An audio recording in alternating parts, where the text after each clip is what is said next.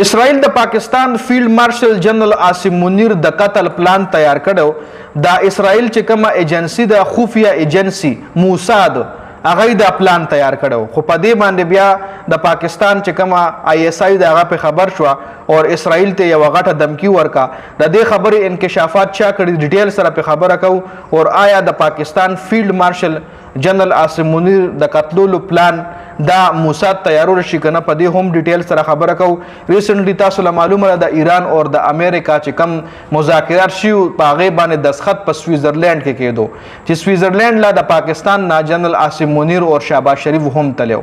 نو په دغه سویزرلند کې د اسرائیل چې کومه خفیه ایجنسی د موساد ای دا پلان تیار کړو چې په سویزرلند کې به مونږه د جنرل عاصم منیر د پاکستان فیلډ مارشل جنرل عاصم منیر قتل کوجی دای باقاعده پلان تیار کړو چې دغه پلان دا داوا چا کړی دا ټول نه پهله خو ورجی دا داوا سویزرلند یو صحافي خو خیر نه دی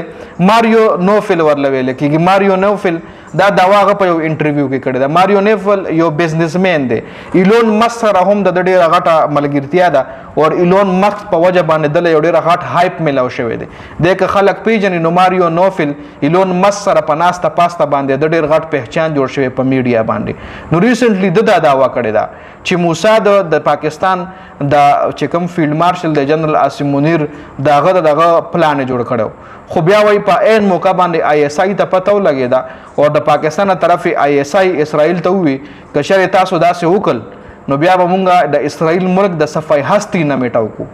بیا به تو ګوري چې مونږه سکو یعنی بیا ول د پاکستان چې کومه خفیه ایجنسی د آی اس آی هغه اسرائیل موساد ته قرار جواب ورکړی دی او دھمکی ول ورکړی دا چې داسې ته نشي کوله داسې به ته کې څنګه مونږه موجود یو او کتا وکړ داسې تاسو صرف د دې کولو اراده خو کړی د خو کچریتا فزیکلی امپلیمنٹ کړه خپل اراده د پلان د امپلیمنٹ کولو کوشش مو کو نو زمونږه بدتر به بیا سوک نوي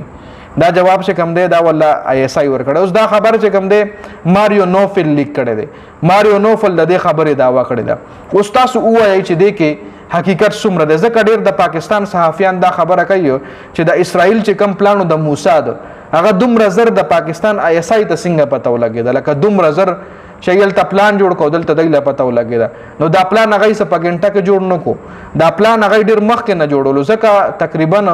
دا مذاکرات چې شي په 2-3 تاریخ باندې مذاکرات شي او بیا دا یو چې په 19 تاریخ باندې په سویزرلند کې په دې مذاکرات د سخت کو تقریبا 1500 ورځې پکې وي په منځ کې دا مذاکراتو نه پس د سویزرلند چې دا کم په مذاکراتو د سخت پلان تیار شونه د کې 1500 ورځې وي نو دا 1500 ورځو کې پلان جوړول او بیا آی اس آی ته غږ کار کېدل نو دا سو دومره غټه خبره نه دا معمولی خبره ده خو ماریو نوفل چې کومه داوا کړې ده د حواله سره د خبر حواله سره تاسو سره ده په لکه متری موږ سره په کمنټ کې ضرور شریک کړئ